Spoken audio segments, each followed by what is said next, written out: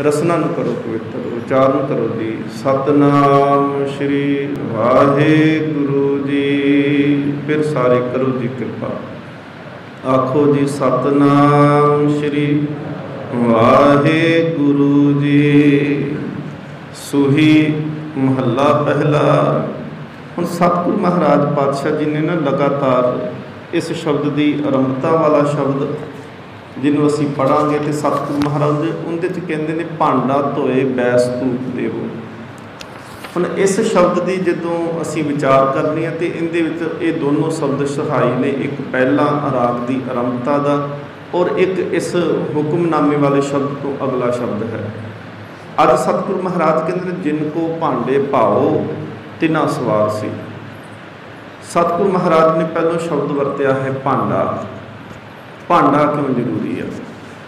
सतगुरु महाराज पातशाह कहते हैं कि ये परमात्मा ने ना कई तरह के भांडे बनाए हैं, वक्खो वक्खरे आकार वक्खो वक्खरे ने, दिसन च वक्खो वक्खरे लगते पे ने, पर उन्हें मिट्टी इको ही वरती है। एको ही मिट्टी तो उन्हें वक् वक् तरह के भांडे बना दिते। माटी एक अनेक भांत कर साजी साजन हारे। मिट्टी इको सी, आवी भी उसकी इको आ, घाड़ तो आप घड़न वाला है। और बाणी च सतगुरु महाराज कहते हैं वो घुमियार है परमात्मा, तो उन्हें अपनी किरपा के नाल शरीर रूपी मिट्टी पैदा करके तो शरीर वक् वक् साज दिते। इन्हां शरीरां नूं भी गुरु ने भांडा किया। सतगुरु महाराज पातशाह कहते हैं माटी एक अनेक भांत कर। अनेक भांत का मतलब वक् वक् तरह के नाल साजी साजन हारे। ना कछपोच माटी के भांडे, ना कछपोच घुमारे। इत्थे सतगुरु महाराज ने शरीरां नूं भांडा किया। एक भांडा शब्द सतगुरु महाराज पातशाह वरतते ने। सतगुरु महाराज पातशाह कहते हैं जिवें धन सो कागद कलम धन, धन भांडा धन मस। उत्थे दवात जिहड़ी आ उन्होंने भी भांडा किया है कि दवात रूपी भी भांडा है। हुण सतगुरु महाराज पातशाह इत्थे कहते पे ने कि जिन को भांडे पाओ तिना सवार से। गुरु ग्रंथ साहिब महाराज सतगुरु ने हिरदे नूं भी भांडा किया, मन रूपी भांडा। सतगुरु महाराज पातशाह कहते ने असल दे विच भांडे का कोई कसूर नहीं हुंदा। कसूर इस गल दे विच हुंदा है कि असीं उहदे विच वस्तु किहड़ी पाईए, असीं उहदे विच की पाउणा चाहुंदे हां। हुण भांडा सोने का बना लिया जाए, भांडा सोने का बनाया होवे तो सोने के भांडे दे विच जैकर जहर पा के रख लीए तो उहदे विच भांडे का कसूर नहीं, पर जिन्हें जहर पाया उनका तो कसूर किया जा सकता है। जिवें सतगुरु महाराज पातशाह जी के समय तो ना गुरु नानक देव महाराज जी ने एक साज लिया। सब तो पहले साज गुरु घर दे विच जिहड़ा वज्जिया वो सी रबाब। दूसरा साज जिहड़ा गुरु घर दे विच वजाया गया वो सी सरंदा। तीसरा साज जिहड़ा सी वजाया गया, दूसरा साज गुरु अर्जन देव महाराज जी ने वरतिया। गुरु अर्जन देव महाराज तक रबाब दे नाल ही कीर्तन हुंदा रहा। जो सत्ता बलवंड जी छड्ड के चले गए गुरु घर के कीर्तन की सेवा, तो गुरु साहब जी ने सरंदे नाल कीर्तन करना शुरू किया। गुरु अर्जन देव महाराज जी का अपना तैयार किया होया साज है, गुरु घर का साज है सरंदा। तीसरा साज गुरु हरगोबिंद साहब महाराज ने वरतिया, जिहड़ा गुरमत का साज है उन्होंने कहते हैं ताउस। ताउस असल च मोर का नाम है। फारसी दे विच मोर नूं ताउस कहते। तुसीं अक्सर हुण तो चलो तंती साध फिर वेखण नूं मिल पे आ कि ताउस मोर की शक्ल बनाई हुंदी। उस लक्कड़ नूं इस तरह घड़िया हुंदा जिवें मोर का मूँह हुंदा है, तो उनके पिछले पासे साज दे ना मोर के खंभ लाए हुंदे ने, ताउस मोर बनाया हुंदा है। ये गुरु हरगोबिंद साहब महाराज का साज है। गुरु गोबिंद सिंह महाराज पातशाह जी ने तानपुरे दे नाल कीर्तन किया। तानपुरा गुरु घर का साज है। सतगुरु महाराज जी के साहिबजादे जिहड़े सन वो दिलरुबा दे नाल कीर्तन करया करते सी। और ये सारे साज तंती साज ने, ये गज दे नाल वजदे ने ते बैठ के वजाए जाते हैं।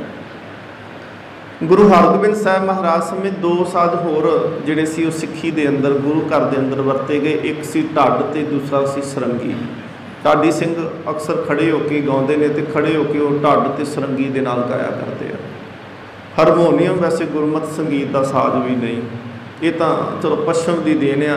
ਜੇ ਇੱਥੋਂ ਤੱਕ ਵਿਦਵਾਨ ਕਹਿੰਦੇ ਆ ਕਿ ਪਹਿਲੇ ਸਮੇਂ ਜਦੋਂ ਪੱਛਮ ਦੇ ਵਿੱਚ ਬਾਹਰਲੇ ਦੇਸ਼ਾਂ ਦੇ ਵਿੱਚ ਜਿਹੜੇ ਮੰਗਣ ਵਾਲੇ ਹੁੰਦੇ ਸੀ ਉਹ ਇਸ ਵਾਜੇ ਨੂੰ ਵਰਤਿਆ ਕਰਦੇ ਸੀ। ਚਲੋ ਪਤਾ ਨਹੀਂ ਕਿਸ ਵੇਲੇ ਗੁਰਮਤਿ ਸੰਗੀਤ ਦੇ ਵਿੱਚ ਲਿਆ ਕੇ ਅਸੀਂ ਲਾ ਦਿੱਤਾ, ਪਰ ਅਸਲ ਦੇ ਵਿੱਚ ਰਬਾਬ, ਤਾਊਸ, ਸਰੰਦਾ, ਦਿਲਰਬਾ, ਤਾਨਪੁਰਾ ਇਹ ਗੁਰਮਤਿ ਸੰਗੀਤ ਦੇ ਸਾਜ਼ ਨੇ। ਗੁਰੂ ਨਾਨਕ ਤੋਂ ਪਹਿਲਾਂ ਰਾਗ ਬਹੁਤ ਸਾਰੇ ਸਨ। ਬਾਬਾ ਮਰਦਾਨਾ ਜੀ ਦਾ ਪਰਿਵਾਰ ਰਾਗੀ ਸੀ, ਮਰਾਸੀ ਸੀ, ਰਾਗੀ ਸੀ, ਗਾਇਆ ਕਰਦੇ ਸੀ ਅਤੇ ਵੱਡੇ ਵੱਡੇ ਅਮੀਰਾਂ ਦੇ ਬੂਹਿਆਂ ਦੇ ਅੱਗੇ ਜਾ ਕੇ ਗਾਇਆ ਕਰਦੇ ਸੀ, ਉਹਨਾਂ ਦੀ ਵਡਿਆਈ ਕਰਨੀ। ਔਰ ਵਡਿਆਈ ਕਰਨੀ ਅਤੇ ਉਹ ਜ਼ਾਹਰ ਜੀ ਗੱਲ ਜਦੋਂ ਕਿਸੇ ਨੂੰ ਕੋਈ ਵਡਿਆਉਂਦਾ ਸੀ ਅਤੇ ਉਹ ਉਹਦੀ ਲੋੜਾਂ ਪੂਰੀਆਂ ਕਰਦਾ ਸੀ, ਉਹਨੂੰ 4 ਟਕੇ ਪੈਸੇ ਦੇ ਦੇਣੇ। ਗੁਰੂ ਨਾਨਕ ਦੇਵ ਮਹਾਰਾਜ ਨੇ ਕਿਹਾ ਕਿ ਦੇਖੋ ਭਾਂਡਾ ਤਾਂ ਬੜਾ ਵਧੀਆ ਹੈ, ਰਾਗ ਜਿਹੜਾ ਹੈ ਭਾਂਡਾ ਬਹੁਤ ਵਧੀਆ ਹੈ, ਅਤੇ ਸਤਿਗੁਰੂ ਮਹਾਰਾਜ ਪਾਤਸ਼ਾਹ ਕਹਿੰਦੇ ਪਰ ਭਾਂਡੇ ਦੇ ਵਿੱਚ ਆ ਗੰਦ ਪਿੱਲ ਲੋਕੀ ਪਾ ਕੇ ਬੈਠੇ ਨੇ। ਆ ਗੰਦਨ ਵੈਨ ਸੁਨੇ ਰਝਾਵੇਂ ਨਾਮ ਲੈਤ ਅਲਕਾਇਆ, ਆ ਗੰਦਨ ਵੈਨ ਪਾ ਕੇ ਬੈਠੇ ਹੋਏ ਨੇ, ਗੰਦੇ ਗੀਤ ਗਾਏ ਜਾ ਰਹੇ ਨੇ। ਹੈ ਤਾਂ ਉਹ ਵੀ ਰਾਗ, ਉਹ ਵੀ ਸੁਣਾ। ਸਤਿਗੁਰੂ ਮਹਾਰਾਜ ਨੇ ਕਿਹਾ ਕਿ ਨਹੀਂ, ਭਾਂਡਾ ਚੰਗਾ ਹੈ ਅਤੇ ਇਹਦੇ 'ਚ ਵਸਤੂ ਵੀ ਚੰਗੀ ਪਾਈ ਜਾਣੀ ਚਾਹੀਦੀ ਹੈ। ਸੰਗੀਤ ਅਸਲ ਦੇ ਵਿੱਚ ਰੂਹ ਦੀ ਖੁਰਾਕ ਹੁੰਦਾ ਹੈ।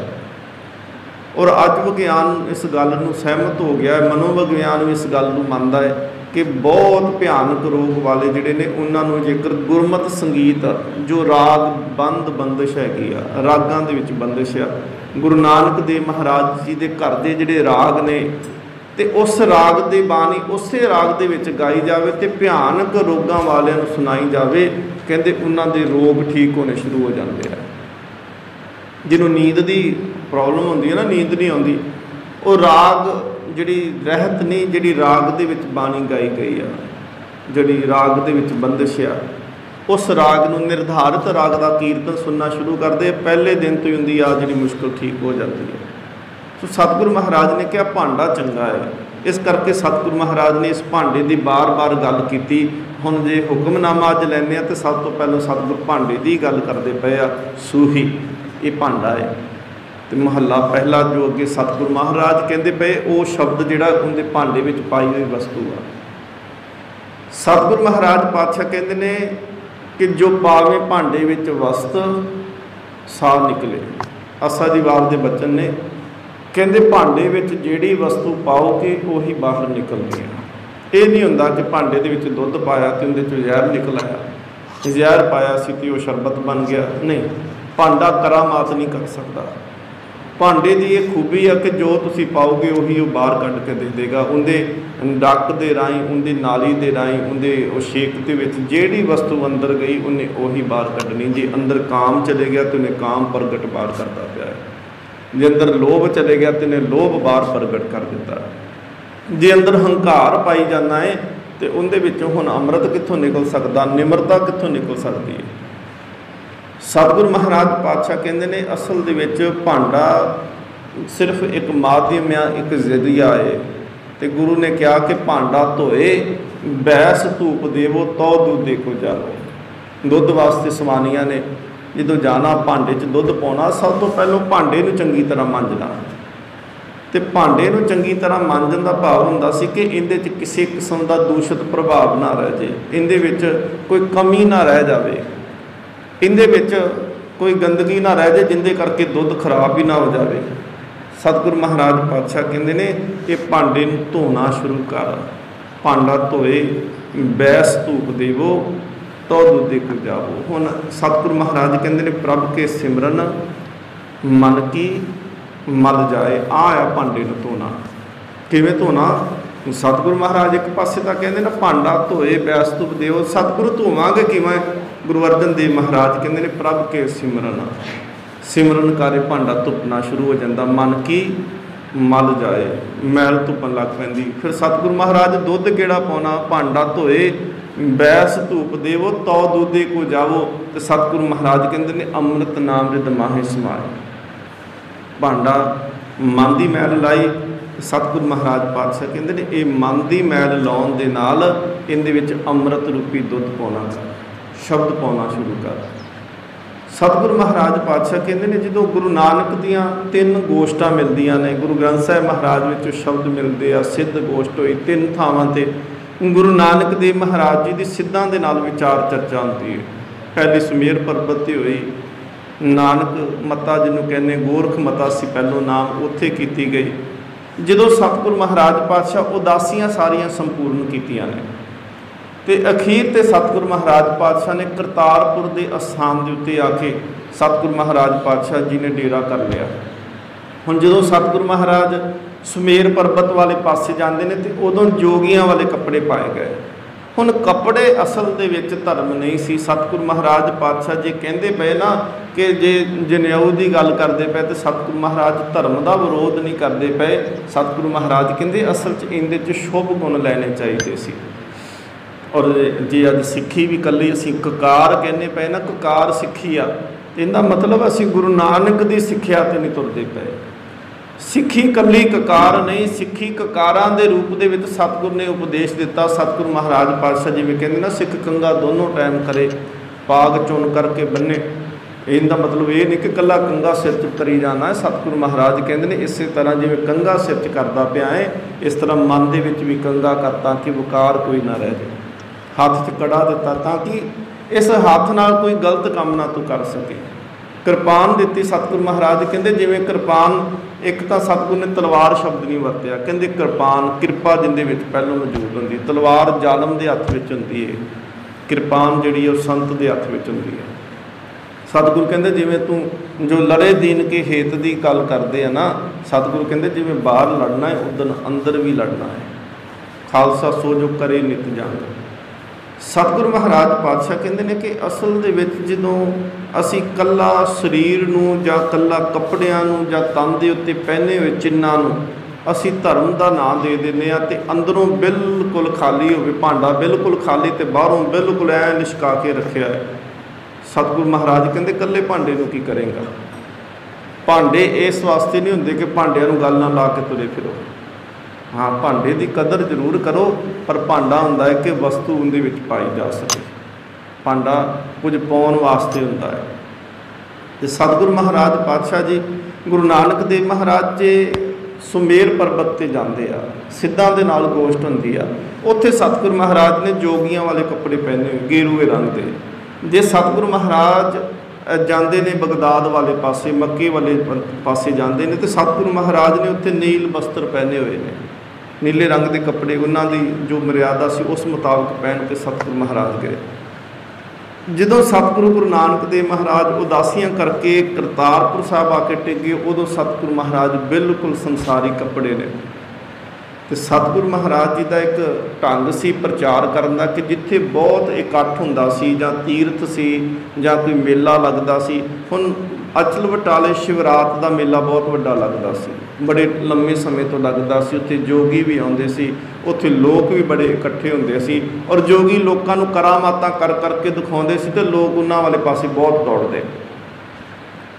सतगुरु गुरु नानक देव महाराज पातशाह जी हल वाउणा खेती करनी तो गुरु नानक देव महाराज वो संसारी कपड़ियां दे नाल सतगुरु महाराज संगत लैके वो भी चल बटाले चले गए मेले च। हुण शिवरात का मेला चलदा, जदों लोकां नूं पता लग्गिया कि गुरु नानक देव आए ने, क्योंकि उस वेले तक सिੱਖੀ जिहड़ी सी कई विद्वान साडे कहंदे कि 2 करोड़ तक सिੱਖ बन चुके सी गुरु नानक देव जी के समय च। हर पासे गुरु नानक देव की चर्चा सी।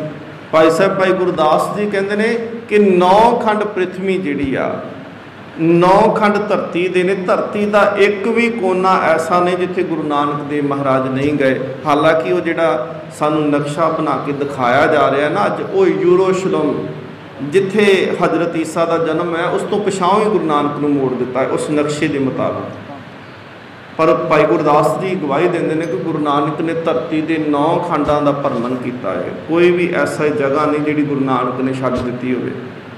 गुरु नानक देव महाराज पातशाह जी सतगुरु महाराज जो मेले च गए उत्थे चर्चा आई, उन्होंने होर कुछ तो सुझिया नहीं। उन्होंने कहा आ कि नानक तू पहला जो मिलिया सी उदों तू जोगियां वाले कपड़े सी, अज संसारियां वाले पाए, ये किहड़ी काम कीता?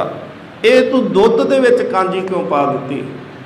सतगुरु महाराज पातशाह ने कहा कि नहीं, भंगरनाथ नूं उत्थे उपदेश दिता। सतगुरु भाई गुरदास साहब जी ने कहा, कहते गुरु नानक देव महाराज कहते भंगरनाथ तेरी माओ कुचज्जी। उत्थे माओ के अर्थ ने जिन्ना सतगुरु महाराज कहते हैं मत माता पिता संतोख।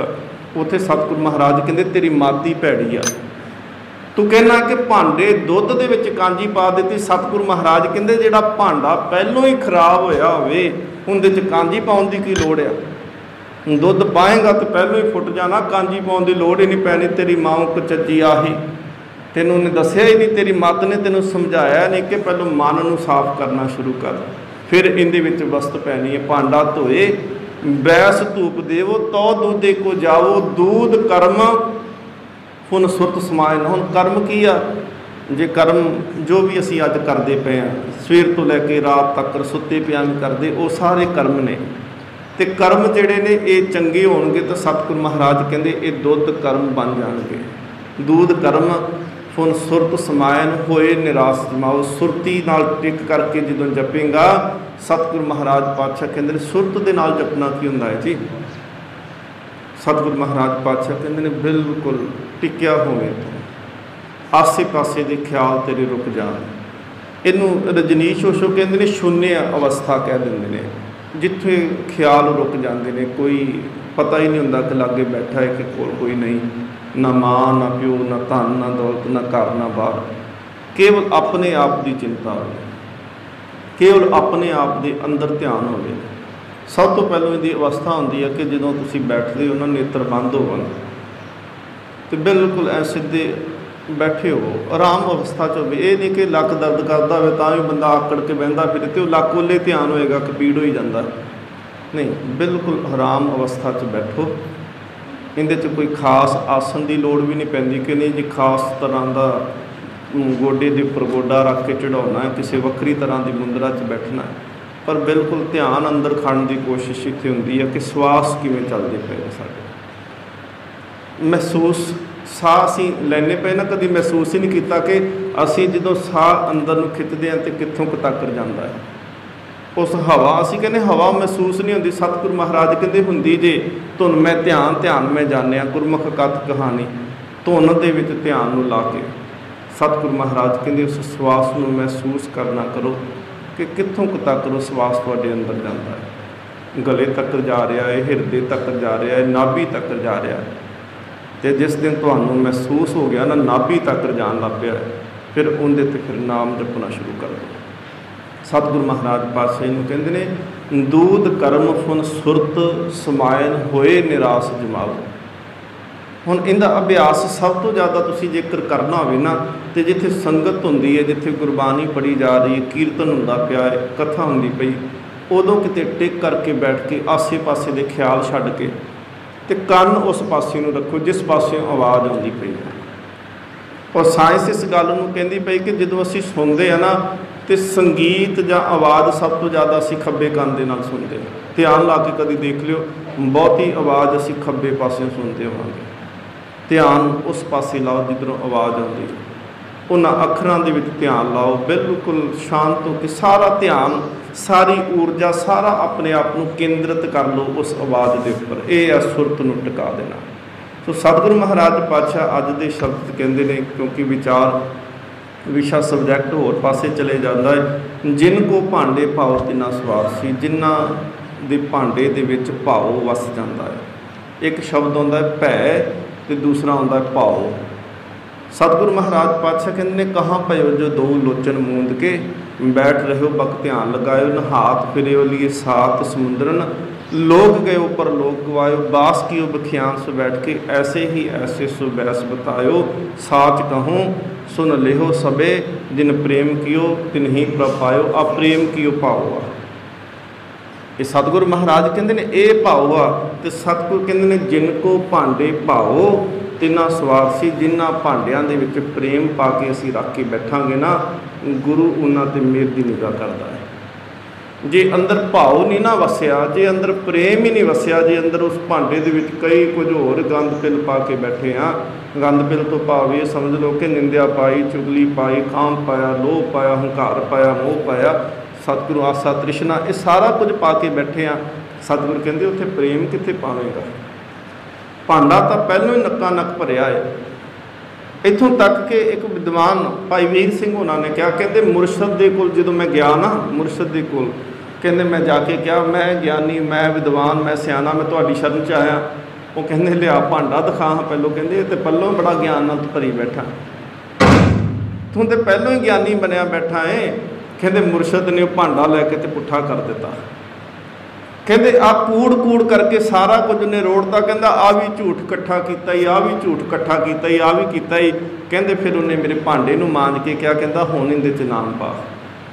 जिन्नी देर तक असीं ये कहने ना सानूं बहुत कुछ आउंदा पिया है, सतगुरु महाराज कहते उन्ना देर तक प्रेम नहीं वसना, भाव नहीं वसना, क्योंकि उत्थे मैं वस जाती आके। सतगुरु महाराज कहते ने गुर सुखी जिनको भांडे भाओ तिना सवार सी, सुखी करे पसाओ दुख विसार सी। सतगुरु महाराज कहते फिर उस भांडे दे विच जिंदे च प्रेम पिया होवे, गुरु उहदे च सुख पा दिंदा है। सुख किहड़ा पाउंदा है? सरीरक सुख नहीं कल्ला पाउंदा। सतगुरु महाराज दुनियावी सुख नहीं कल्ला पाउंदे। सतगुरु महाराज वो अंदर दा सुख पा दिंदे आ, जिन्हों लोग तरसदे आ समाधियां ला ला के किते मिल जाए। सतगुरु महाराज कहते भांडे च प्रेम पा के मैं उदन ही सुख पा दाँगा, दुख विसार सी तेन दुख भुल जाएगा, सुख पा देवेगा, सुखी करे पसाओ, सुख पावांगा। तो जिदन सुख मिल गया, देखो जिदन बंदा कई बार दुनियावी तौर पर दुखी होवे, काम कार ना चलता होवे, रोटी दे लाले पे हो ना, तो जिदन चार पैसे आउण लग पैंदे पुराने दिन भुल जाते हैं। सतगुरु महाराज कहते जे मैं तेरे भांडे में सुख पा दिता तेन दुख भुल जाएगा, दुख जीवन च नहीं रहेगा। सतगुरु महाराज कहते ने सहसा मूले नाहीं सर प्रतार सी, मूले मूल तो सतगुरु महाराज कहते हैं जिंदगी के विच शक नहीं रहेगा, भरम नहीं करेगा। मूल तो इस भरम नूं कढ दे। सतगुरु महाराज ते भरोसा करके सर परतार सी, वो मेरे सिर दे उत्ते आउंदा हथ ते मैनूं तार देगा। तिना मिलिया गुर आए जिन को लिखिया, गुरु उन्हां नूं आके मिलिया जिन्हां ने भांडे च प्यार पाया। सतगुरु कहंदे ने तिना मिलिया गुर आए जिनको लिखिया, उन्हां दे कर्मां दे विच गुरु दे नाल संजोग लिख दिता। अमृत हर का नाम देवे दिखिया, दिखिया कहंदे ने सिक्ख्या दे देनी, कहंदे गुरु ने कृपा की। अमृत हर का नाम परमात्मा का, सतगुरु महाराज कहते सब तो वड्डा अमृत परमात्मा का नाम है। जो सानू अमृत की दात दी जाती है ना, उदों ये नहीं कि कला वो किसी होर तरीके नाल उहदे च बाणी पढ़ी जाती है, तो नाल उपदेश भी किया जाता कि जिद्दां अज तैयार किया इदां रोज़ पिया करी। जिहड़ी बाणी अज पढ़ी गई, जिहड़ियां 5 बाणियां अज भी चलो लोग तर्क करी जाते जी आह बाणियां क्यों, तो सतगुरु महाराज कहते जे ये बाणियां पढ़ के अमृत तैयार होया ना, तो रोज़ इन्हां नूं पढ़िया करी, तेरे अंदर अमृत चलण लग पेगा, अमृत तुर पाएगा तेरे अंदर। सतगुरु कहते ये दिखिया ये सिक्ख्या गुरु ने दे दी।